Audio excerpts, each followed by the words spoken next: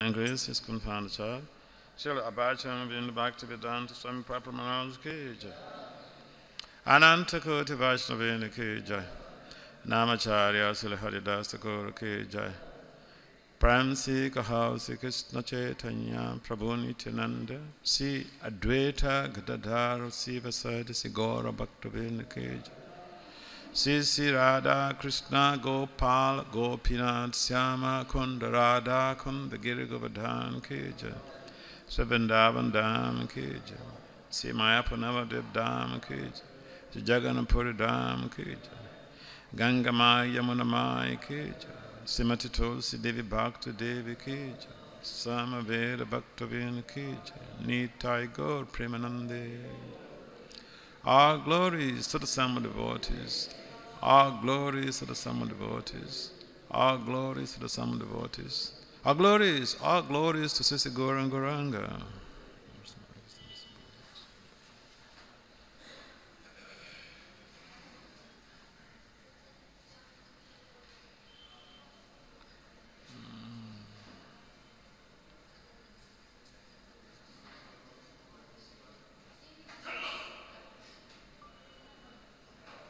Om Namo Bhagavate Vasudevaya. Om Namo Bhagavate Vasudevaya. Om Namo Bhagavate Vasudevaya.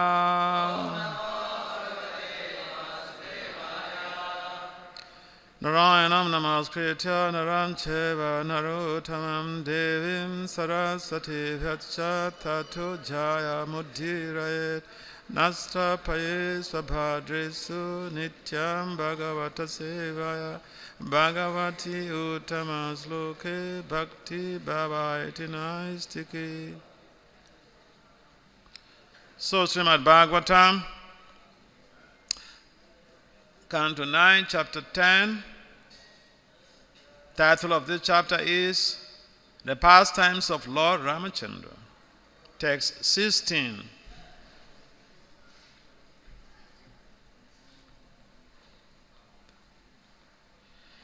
Badho dabdho raghupati vivigdadrikute.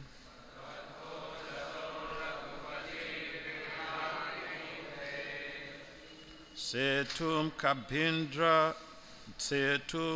kapindra karakampi tabuhurange.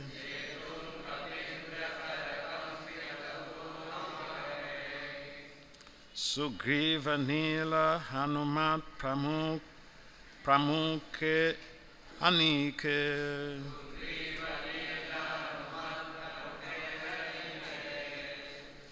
Lakam vibhishana disavis sadagratabdam.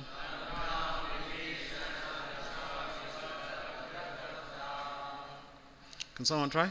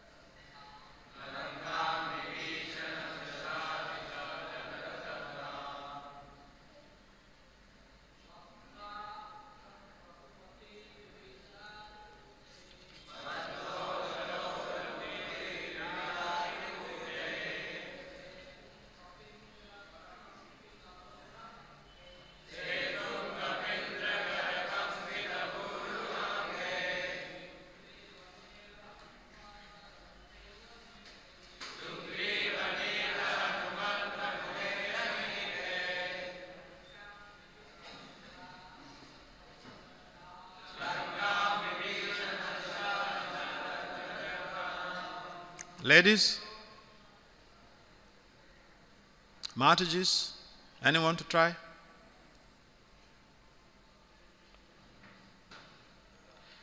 All right, word for word translation. Then translation and purport by His Divine Grace is confined to Charity, Srila Bhagavatam Bhaktivedanta Swami Prabhupada Maharaj Ki Jai. Badhva, after constructing. O Dadha, in the water of the ocean. Raghupati, Lord Ramachandra. Vivida, varieties of. Adrikute, with peaks of great mountains. Setum, a bridge. Kapindra, of powerful monkeys. Karakampita, moved by the great hands. Buruha Hanumat,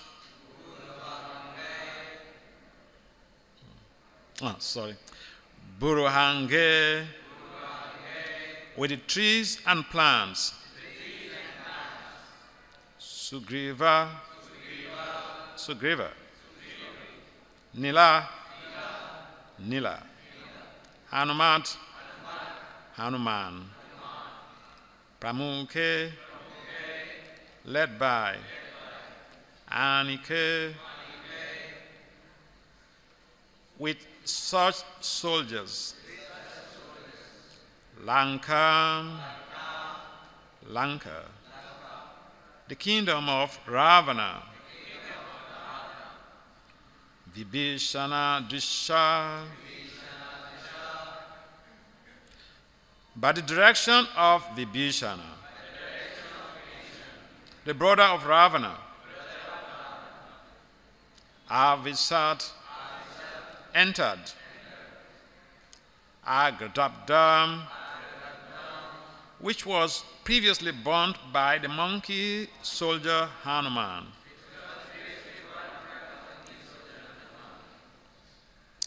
So translation, Sukadeva Goswami said, after constructing a bridge over the ocean by throwing into the water the peaks of mountains, whose trees and other vegetation had been shaken by the hands of great monkeys, Lord Ramachandra went to Lanka to release Sita Devi from the clutches of Ravana.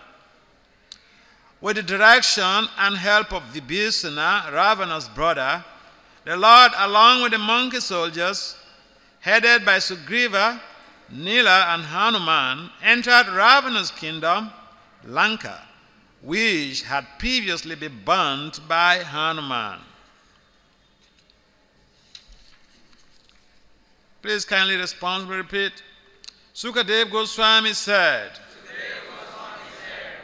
after constructing a bridge over the ocean by throwing into the river the peaks of mountains, whose trees and other vegetation had been shaken by the hands of great monkeys, Lord Ramachandra went to Lanka to release Sita Devi from the clutches of Ravana. With the direction and help of Vibhishana, Ravana's brother, the Lord, along with the monkey soldiers, headed by Sugriva, Nila, and Hanuman, entered Ravana's kingdom, Lanka, which had previously been burned by Hanuman. Purport. Great mountain peaks covered with trees and plants were thrown into the sea by the monkey soldiers and began to float by the supreme will of the Lord. By the supreme will of the Lord, many great planets float weightlessly in space like swabs of cotton. If this is possible, why should great mountain peaks not be able to float on water? This is the omnipotence of the Supreme Personality of Godhead. He can do anything and everything he likes because he is not under the control of the material nature. Indeed, material nature is controlled by him. Maya dikshena prakriti suyate sacharacharam. Only under his direction does prakriti or material nature work. Similar information is given in the Brahma Samhita 552. Yasya gyaya brahmati sambrita kala chakro govindam adipurusam tamaham bhajami. Describing how material nature works, the Brahma Samhita says that the sun moves as desired by the Supreme Personality of Godhead. Consequently, for Lord Ramachandra to construct a bridge over the Indian Ocean with the help of monkey soldiers who threw great mountain peaks into the water is not at all wonderful. It is wonderful only if the sense that it is wonderful only in the sense that it has kept the name and fame of Lord Ramachandra eternally celebrated. Om Jnana Timirandasya Jnana Jana Salakaya Saksur Rodmilitam Jena Tasmai Sigurabhe Namaha Sachaitanya Manobistam Stafitam Jena Bhutali Swayam Rupam Kadamaya Dadati Swa Padantikam Vancha Kalpataribhyacha Kripa Sundubhya Evacha Patitanam Pavanabhya Vaishnavibhya Namo Namaha Nama Om Vishnu Padaya Krishna Prestaya Bhutale Srimate Bhaktivedanta Swami Itinamani Namaste Sarasati Deve Gauravani Pacharine Nirvisesa Sunyavadi Pasatya Disatari Jaya Sri Krishna Chaitanya Prabhu Nityananda Si Advaita Gadadhar Sivasadi Sagora Bhaktavinda Hare Krishna Krishna Krishna Hare Hare Hare Rama Rama Rama Hare Hare. So we'd like to welcome all of you to this Bhagavatam class this morning here in the Juhu temple. This is a project that all over the world people have read about it. Those who have read it, Prabhupada's Lilamrita, and they understood how Prabhupada faced a lot of challenges in setting up this project. So you are all lucky to be here. This is one of the primary projects of Srila Prabhupada in India. And sometimes you need to read, you need to go back to the books to read so that you can understand the difficulties in setting up this place. This Prabhupada told us. It was very challenging even to the founder Acharya himself. So count yourself as great fortunate souls to be here to be able to learn the teachings of Srila Prabhupada. So in this text, basically a number of things are mentioned here, but the essential ingredient, the key point, is the rescue of Mother Sita. A lot of things went on. Hanuman went to Lanka earlier to search out where Sita was, and then he got arrested. They tried to burn him by trying to burn his tail first, but they ended up setting the whole of Lanka ablaze.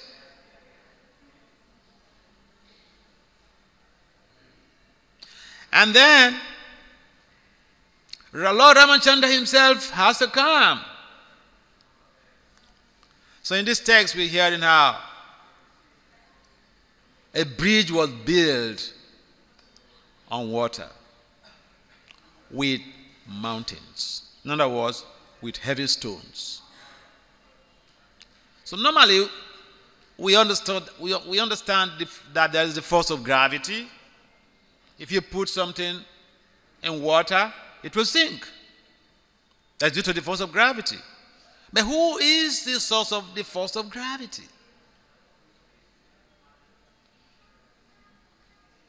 So this is the difference between the laws made by man and the laws made by Krishna. Krishna's laws don't rule over him. He rules over those laws. If the legislators in India make laws, they are also bound by those laws. But the force of gravity is Krishna's principle, Krishna's law. But he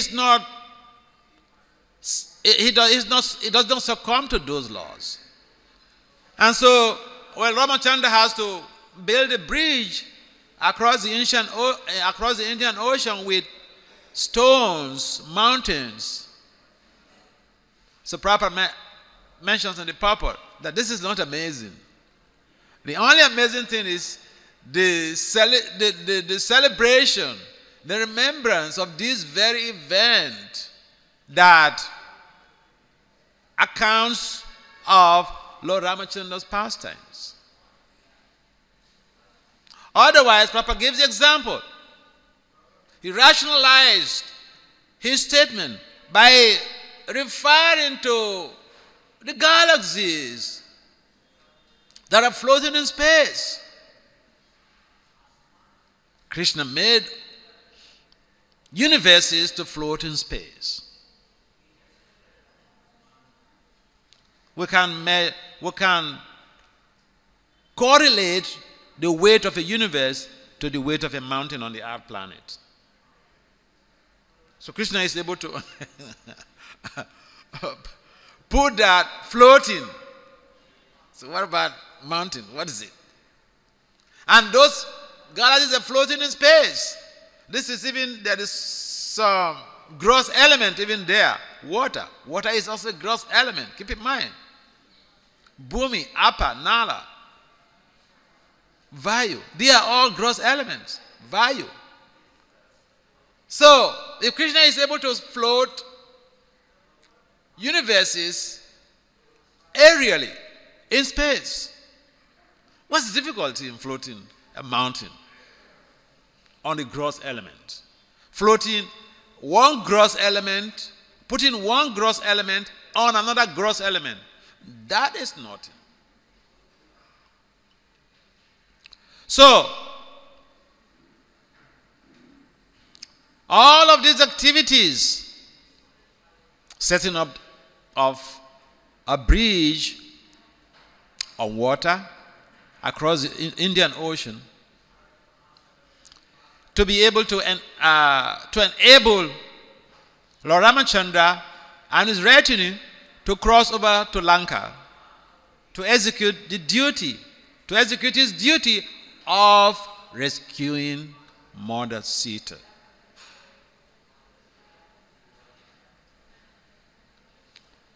So the significant point here is that all of these efforts, you see, when things are done, the point is we have to figure out what is the purpose. You are doing this. What is the purpose? What's your goal?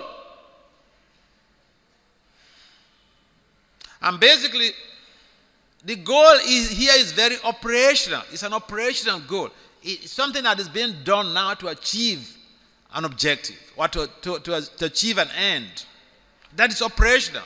When you are strategizing something you want to do in the future, that is called a strategic plan. But this is an operational plan. Operation is going on. the whole of these operations is to be able to rescue Mother Sita. And so, we should think about it. We should think about the importance of women in the universe, in our devotional culture. Think about it. Protection of women. So these statements are not just there in the scripture. The Lord is demonstrating by his own very example. And that marks of ethical leadership. When Krishna mentions in the Gita that the leader is the one who goes the way and shows the way, who does something so that other people will emulate him. That is a model of leadership called ethical leadership. Leadership, there are so many models of leadership. There are classical leadership models, there are contemporary leadership models. But ethical leadership model is seen as a contemporary leadership model. But no, it is a classical leadership model, because Krishna mentions about ethical leadership over 5,000 years ago. Why are the modern management scientists saying that ethical leadership is a contemporary leadership model? Because they don't have information about the Vedic tradition. They are not Vaishnava philosophers. So just see a great fortune. You know more than the management scientists, people who pose around as, management scientists. They talk about leadership, but then they miscue.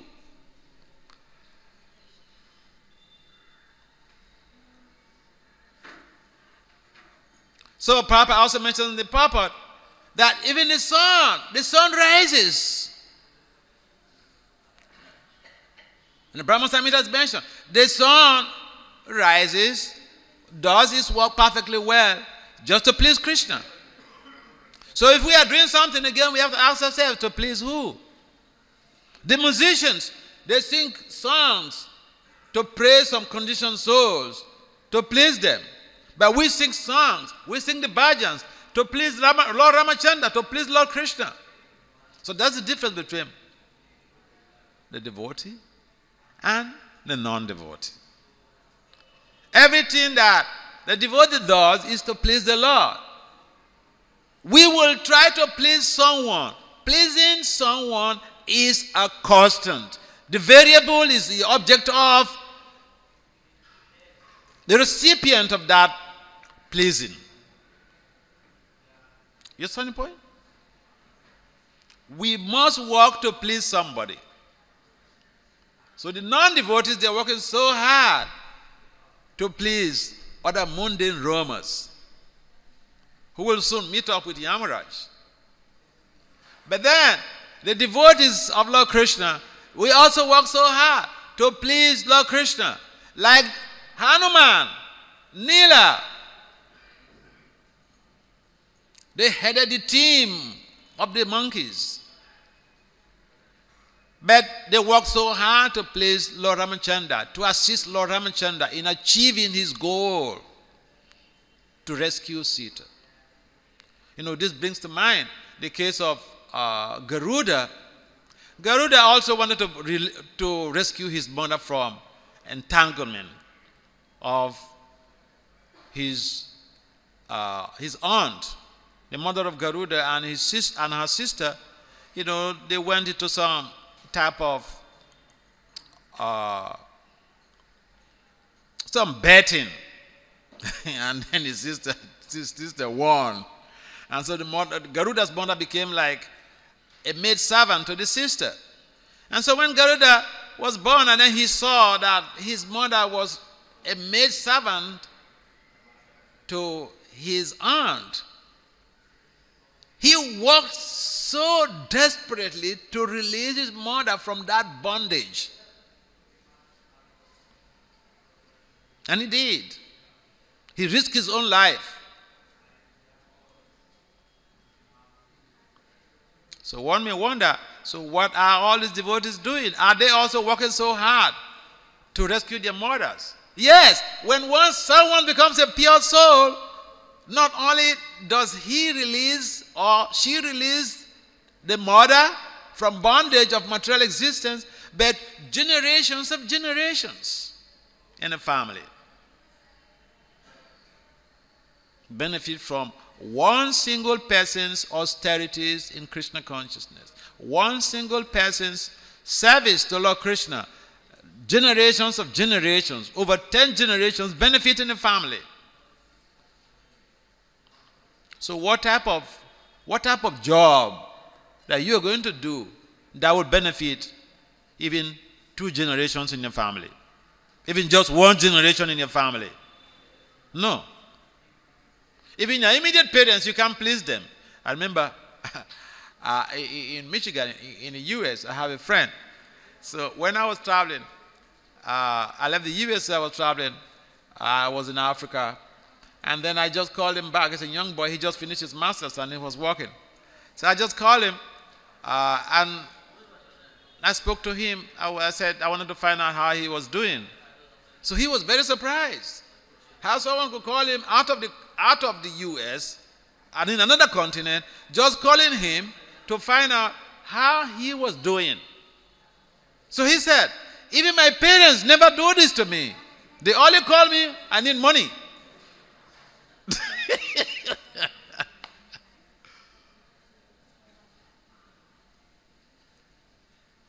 So the point is that there's a great boon, great benefit of becoming a Krishna Bhakta, servant of Lord Krishna, becoming engaged in devotional service. You are able to rescue not only a mother, but several generations in the family. So, Garuda did it. He released his mother, he rescued his mother from the bondage to the mother's sister. The whole idea of the Vedic culture is set up in such a way that the women are to be protected. That's the good example that Lord Ramachandra himself is setting. Now, another important factor here in this thesis, in this Nondevotee here, very vivid descriptions, is that Lord Ramachandra, he is the Supreme Personality of Godhead. And at that time, he was acting as the king. But he went to the war front himself. You know, these days, the modern presidents of countries, they just send soldiers to go to the war front, fight and die. They go to ignite a fight. They go to initiate a fight, a war. They never go to the war front to fight. They never go to the war front to fight.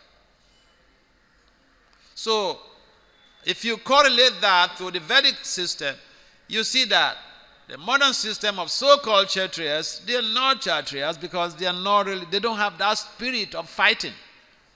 They're business people. They want money.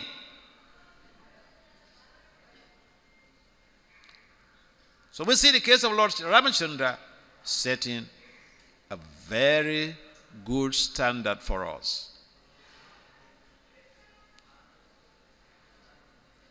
So he went to the war front, and just by his presence, all of these soldiers, the monkeys, they were so enthused. They worked so dexterously to be able to assist Lord Ramachandra to attain his goal.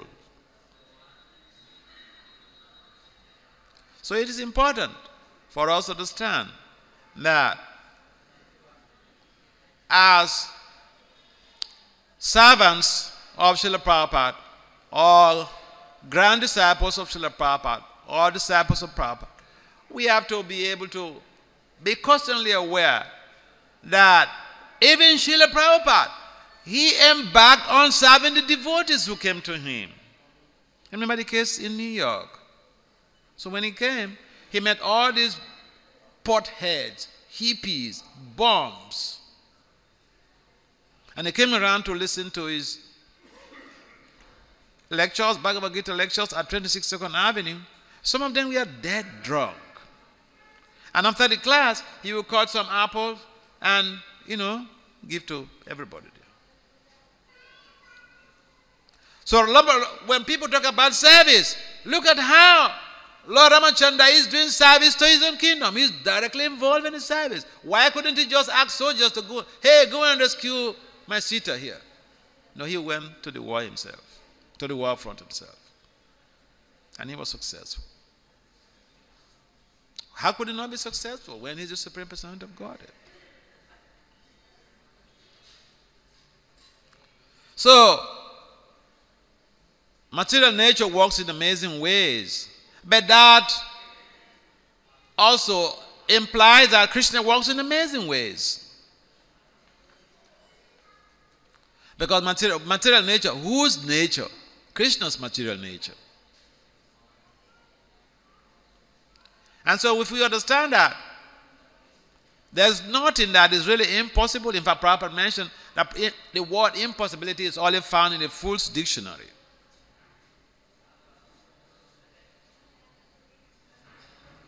So we may think about our challenges, our difficulties, but think about what Lord Ram can do for us.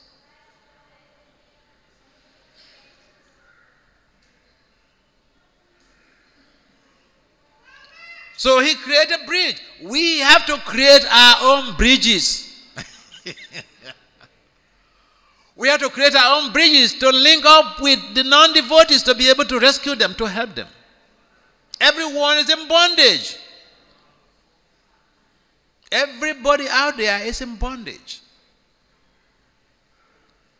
So just like Lord Ramachandra himself, he went on to be able to rescue Sita. We should try. That is the very essence of preaching. Because everyone is in bondage, it means suffering. A life of circumscription. A life where people are so much circumscribed. There's so much. People create unnecessary limitations. They add up to the limit, to the already existing limitations of the conditioned soul. And so we have to crack our heads, crack our brains to see how we are helping out Lord Ramachandra in creating bridges to catch up with the rescue team of getting all of these conditioned souls to bring them back to the lotus feet of Sri Radha Rasabihari. This place is very big. Don't just sit down here and enjoy the facility.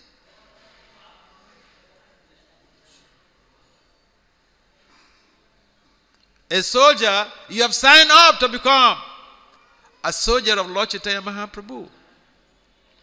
And soldiers, the glories of the soldiers is to go to the war front to fight. And what's our war front?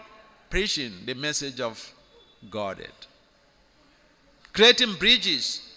Thinking of avenues to reach out to the conditioned soul, to lure them to be able to come to the lotus of Lord Sri Radha Rasabihari. So that's you have a big challenge here. So Vibhishan, he was a brother of Ravana. So we find that even in the family of demons, you find one great devotee, like the case of Prahlad. So we can't just say, you see, this is why we cannot generalize, because somebody is bad and then we say, oh, the whole family is bad. Ravana was bad. But, his brother was a Parker devotee of Lord Ramachandra. And therefore, just one single person can save the whole family. So here, you may not have many people from your family who come to be involved in devotional service or dedicating their lives to Krishna, to the service of Prabhupada. But just think about it. I remember, sometimes people ask me, do you meet your parents? How often do you meet your parents? So my response to them is that if I become a pure soul, not only will my immediate parents benefit, but generations and generations in their families will benefit. Yeah, it's just logical. So, the Bhisan did a good job. He was giving directives what routes to take to be able to attain Lord Ramachandra's goal. Can you imagine? Your brother is fighting against you. He's joined other party.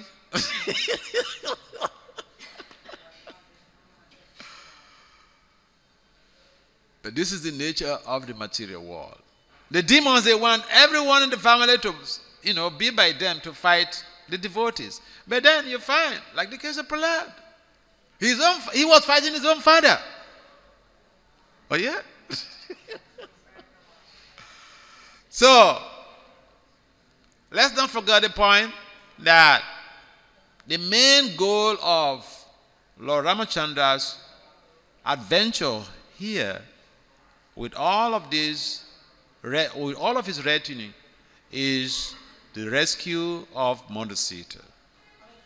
So we should think about how we are helping out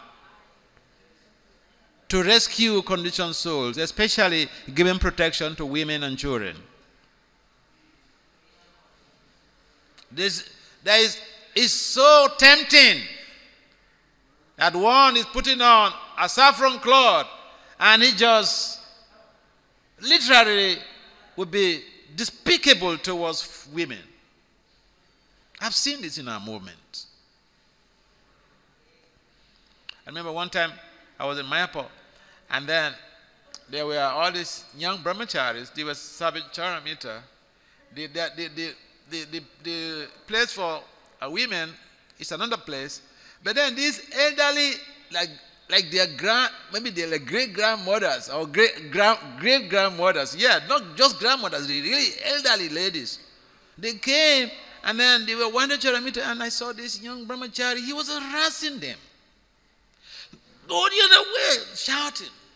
So I said, hey, this one is not going to make you fall down. This is an old woman.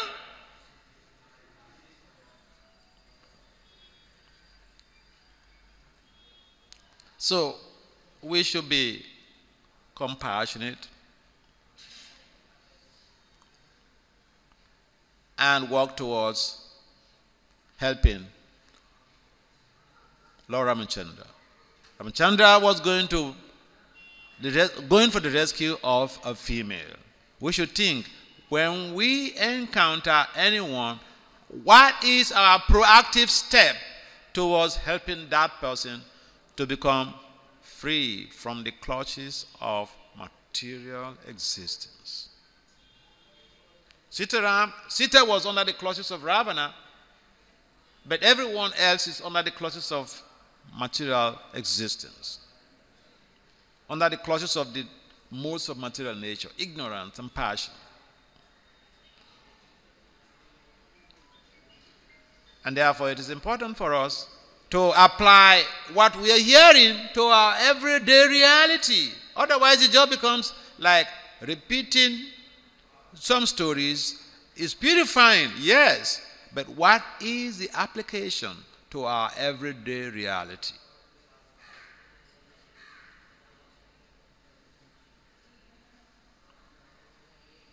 Not even a blade of grass moves without the sanction of the Lord. So we should try to be instrumental to achieving the goal of Srila Prabhupada, achieving the goal of Lord Ramachandra, achieving the goal of Lord Chaitanya Mahaprabhu. And therefore we have to work together to be able to achieve that goal. Like the monkeys, they joined hands with Lord Ramachandra to achieve the goal. It is very easy for us to achieve the goal when we work together. Another point, Lord Ramachandra would have just could just decide to do everything by himself. But no, he has a team spirit. It's called, what do you call it? It's a terminology, can't remember. Synergy. Have you heard of synergy? When people come together, the result is always greater than individuals doing that same thing separately and bringing the results of the individuals together. That's the principle of synergy. That it's based on the principle of synergy that Lord Chaitanya encouraged congregational chanting. Because when we come together to chant congregationally, the results, the effect of the result is greater than a single person doing it and bringing all of the single person's effects together. So it's a science. Sometimes we do a lot of things, but we don't know that they are actually very scientific. So Lord Ramachandra, he gathered all of these monkeys, all of these great warriors to help, to be able to work as a team. We can't say, well, I know everything. No one knows everything.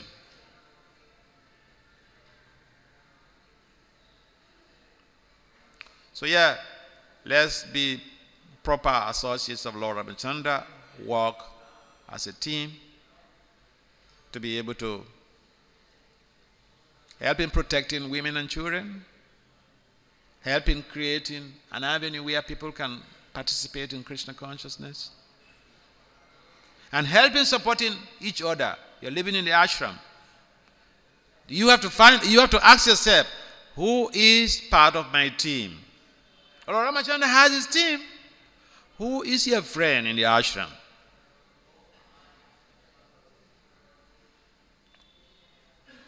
Whom do you have as a friend in the ashram that you have a real problem that you can discuss with confidentially? And I met one brahmachari, who was formerly a brahmachari, and that was in the West Coast in America. I was traveling the West Coast, and then after the class, I went to this city. So after some programs, I was discussing with individuals one by one, and then this young man, white devotee. So I was discussing with him, and he told me, he was living at the Bhakti Center, one of Radhanath's ashram there. So he said he left the ashram as a brahmachari. He left the ashram. He moved out because he had no friend. He was feeling lonely. Yes, so I'm talking out of lived experience. Those living in the ashram, a team spirit has to be there. Otherwise, you get frustrated and get fried at a particular time. So Lord Ram, he had his team. We should think and reflect on that. Hare Krishna. Any comments or questions?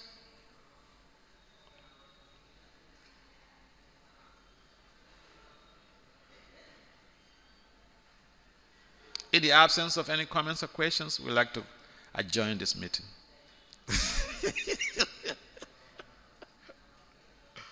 All right? Yes? What Prabhupada speaks about the compassion on women? Huh? What Prabhupada speaks about compassion on women? Woman.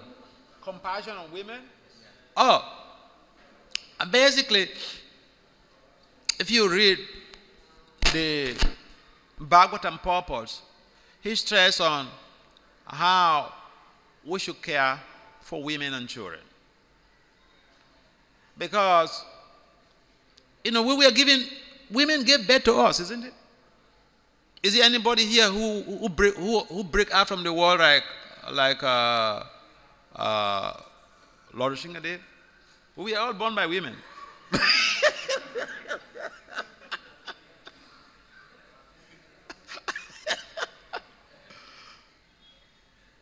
I repeat, is there anybody who just came, who came into this world through cracking out from a wall?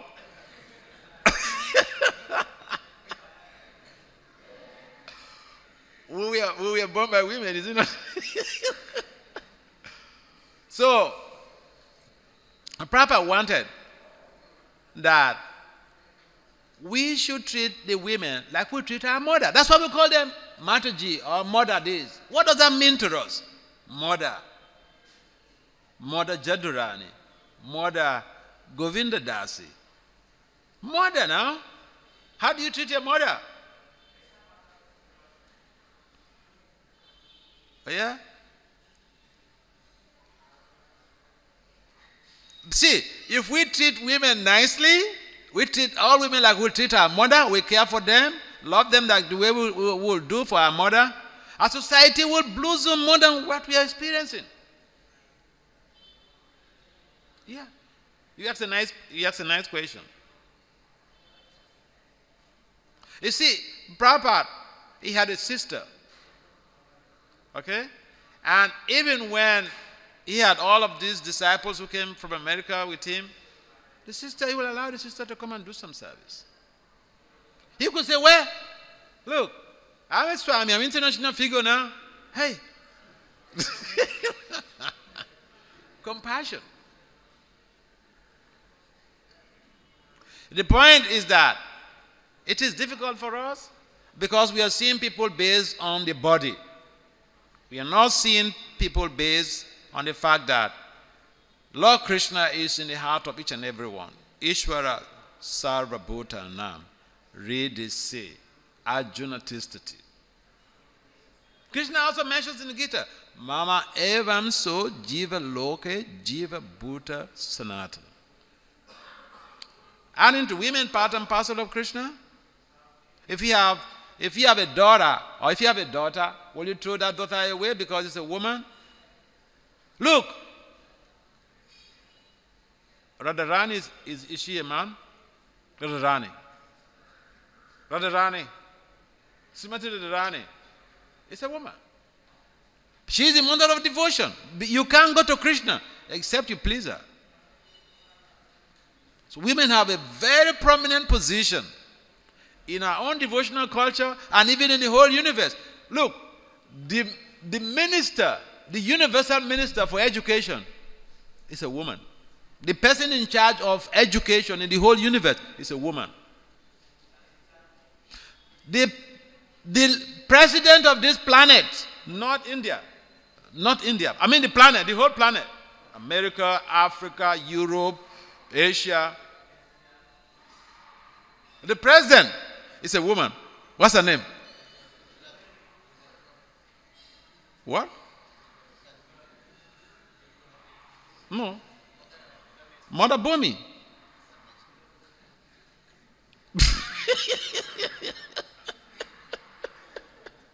Mother Bhumi is the president of this planet. It's a woman. If you look at, okay, the whole planet is ruled by a woman. Think about it. And nobody told you this before, right?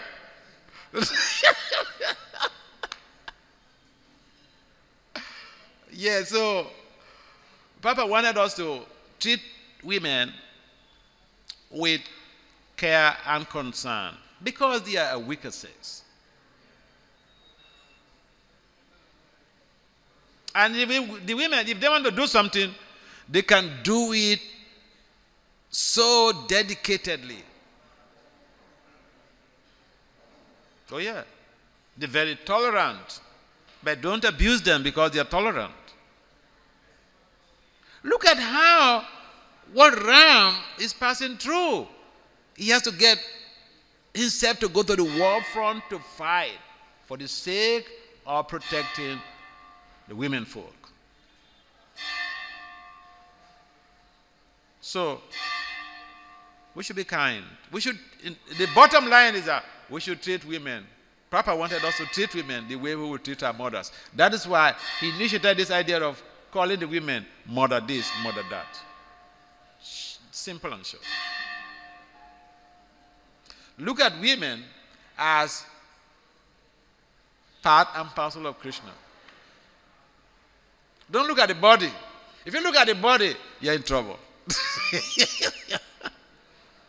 The same thing with the women. If you look at the body of the men, you only perceive attraction. That's it. So it's a culture of mind shift from the traditional system of seeing people based on the bodies. You have to get into a shift of consciousness by aligning with the teachings of the Gita. So yeah, bottom line is that Prabhupada wanted us to treat women as mothers, as our mothers. How do we treat our mothers? We care for them. We provide for them first. Isn't it? Would you like anyone to come and insult your mother? No. So we should see our female devotees in that light, and every woman in that light. Does it make some sense? Okay. Hare Krishna Maharaj, thank you for your very enlivening and inspirational, especially you were mentioning about enthusiasm with respect to this today's verse, that how Lord Ramchandra, he took this team spirit and everyone was following him. Yeah. So when we go out for preaching, well, for distributing books, so how much efforts we can put in terms of trying to bring people closer to Krishna, as you were mentioning, that we should try our level best. So how much efforts we may think that, okay, I'll try once, twice, and then leave it up to Prabhupada, because these are Prabhupada books. Let Prabhupada preach him, and then only he will take these books. Yes. I know. So how much efforts, the kind of inspiration that you are giving to us, at how we should go ahead and bring the people to closer to Krishna. That's a good point. What effort can we put in? Yes, sometimes even just 1 minute dedicated effort, qualitative effort, can change someone's mindset. We don't need hours. First of all is the mindset, our mindset. When we're talking to someone, are we just trying to sell him, get some money from him? Or we're trying to help them? So I remember when we joined, we were trained that if you meet someone, first thing is to pray to the super soul in his heart to be able to help him to align with what you have to tell him. Sankirtan is a whole system. It's an art of prayers and dedication. Because it's different from the salesman who goes about trying to sell his goods. Here you are trying to distribute the Lord's mercy. So, the consciousness of the devotee is what really matters. When we are going out, we should know we are on a mission. We are missionaries. We are not salespersons. We are not marketers. We are missionaries. We are initiating a change, and we want that change to be sustainable. See, 75% of all change initiatives fail. Only 25% of change initiatives get to the end. So to preach means you are initiating a change on the planet. So try to understand what you're doing. So you have to have a consciousness, constantly praying to your spiritual master, constantly praying to Prabhupada to help you sustain the change that you are initiating. So even 1 minute you spend with somebody could change that person. It all depends on the type of energy you're radiating. Yeah. If we look at preaching as worship, then we should rededicate and redefine the concept of book distribution. Yeah. You see, a number of us come to this movement because we got books from some devotees. I met devotees on the street. I got 2 small books. I went back to my house. Over the night, I didn't sleep the whole night. I just read and finished reading. And I traced them. I traced them to the temple.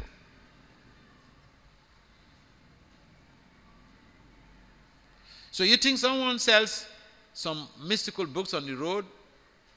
Then I would, no, it wouldn't have influenced me to go and read overnight without sleeping.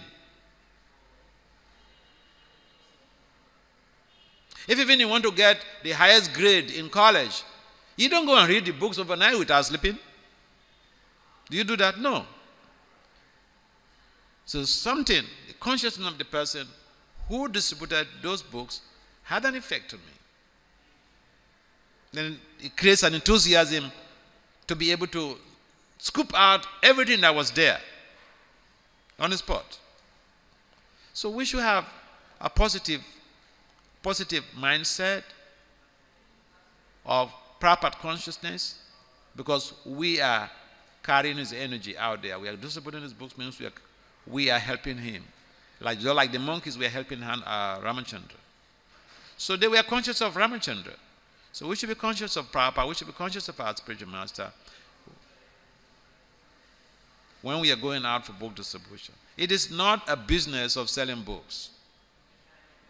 It's a business of trying to change people through these literatures.